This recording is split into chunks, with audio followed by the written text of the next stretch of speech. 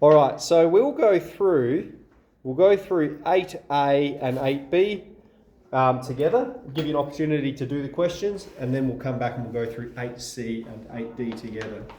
So again, they're short, sharp exercises. We're just doing a few questions from each, so that's our plan today. So firstly, we have the multiplication and sum principle, and the best way to explain this is just going to be with an example. From Mount Gambier to Millicent, there are 3 potential paths, and from Millicent to Adelaide, there are 5 possible paths that you can take. Part A, draw a diagram to illustrate this. So we've got Mount Gambier here, here's Millicent, and then here's Adelaide. We've got 3 paths from Mount Gambier to Millicent. Okay, and then from Millicent to Adelaide, we've got 5 paths, right? So we could go this way, we could go that way, this way, or this way. All going through different towns, all having different distances and so forth. So they're all the paths. That's how we can represent that information. It's what we call a network. It's illustrating possible paths between nodes. Okay, part B. How many possible paths exist between Millicent and between Mount Gambier and Adelaide? So if you're going from Mount Gambier to Adelaide, all right, we could go this route, and then we've got 5 possible routes we could take from there. So with this route, there's 5 paths. If we went this path, there's another 5 paths, and if we went this one, there's another 5 paths. We have 3 times 5. There are 15 possible ways of getting from Mount Gambier to Adelaide. So that's what the multiplications principle is. We just do 5 times 3, or we've got 3 possible ways of getting to Millicent, and then 5 possible ways of getting to Adelaide. There are 5 possible paths in total. Okay, so that's the kind of thing we're working through in 8A. Sometimes you'll count the paths. Sometimes you'll say we're going, through certain places, but not through others. So we might need to obscure some and so forth. Okay, let's move on to permutations then. Now, a permutation is a possible arrangement of a group of symbols in a definite order. The order is important. It depends on the order. So the example here, we've got the symbols A, B, C, 3 symbols, and then all of the ways that they can be ordered. Okay, so if we have our example here, given the symbols P, Q, and R. All right, how many permutations are there if the symbols are taken one at a time?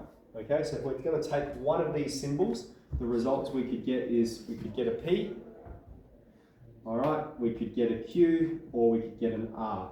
There are 3 permutations when we take the symbols one at a time. Okay? What's a permutation? A permutation is an arrangement of symbols that depends on the order. So we're on 8B here, yeah? Yeah. A permutation is a possible arrangement of a group of symbols in a definite order. Yep. So there are 3 permutations. Let's move on to the next one. We've got taken 2 at a time. So we could get P and Q, all right?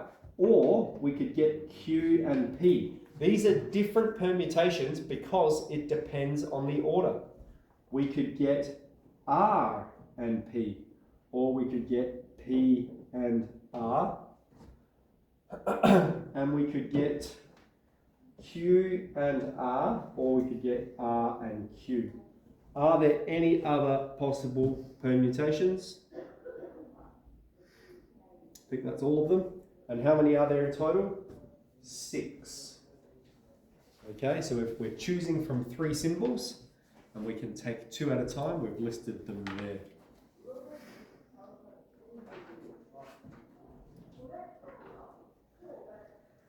Okay, and then we're choosing them 3 at a time. 3 at a time. We could get P, Q, and then R. All right, what's another arrangement of this same group of symbols? P, R, then Q. Or we could get Q, R, then P. We could get Q, P, and R. Excuse me, I'll put a comma there. And then what needs to go first? R, P, and Q, or R, Q, and P. We can see there's 6 again. And what I'll point out here, all right, what I'll point out here is I'm putting P first. If I put P first, then I have to have Q and R. And the other way I can have P first is if I have R then Q. Right? I'll put Q first, which means I have to have R and P. And the other way in which I can have Q first is if I have P then R. So that's one way that you can think about it. The same up here. Now, we can actually calculate the number of permutations without having to list them all. And that is, right, if we've got 3 symbols, how many can go in the first position? How many symbols can go in the first position? Well, there's 3 possible symbols that could go in the first position. All right. Now, if there's 3 symbols that go in the first position, we've put 1 symbol there. How many can go in the second position? All right. Well, there's 2 other symbols we can choose from, so we can have 2 in the second position. All right. So if we're doing this one, we've got 3 in the first position, 2 in the second position, and we've got 1 in the last position. All right, which means there's 6 possible ways that can occur. And you'll notice that this one's the same as well. It's just 3 times 2, right? We don't have that other symbol at the end. Okay. Here's another example. Okay, here's another example, maybe a real life example. Given in the AFL, there are 8 teams that will play finals. How many possible permutations are there for the top spot?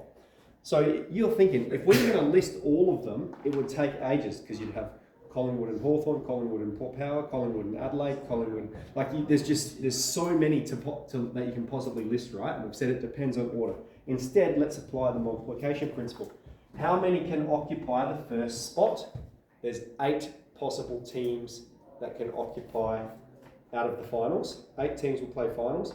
There's 8 possible teams in the finals that can occupy the first spot. And how many can occupy the second position? Well, if we've put 1 in the top spot, there's only 7 left that can occupy the second position, and 8 sevens are 56. Okay? So in the top 8, there are 56 possible combinations of 1 and 2. All right. So hopefully this has made a little bit of sense. I reckon as we get into the exercise, it'll start to unravel a bit more. Won't overcomplicate it. We're just multiplying a few numbers here. So let's rip straight in. Follow your checklist. All right. So you've got 8A1, 8A2, and 8B. A few select questions there to have a look at.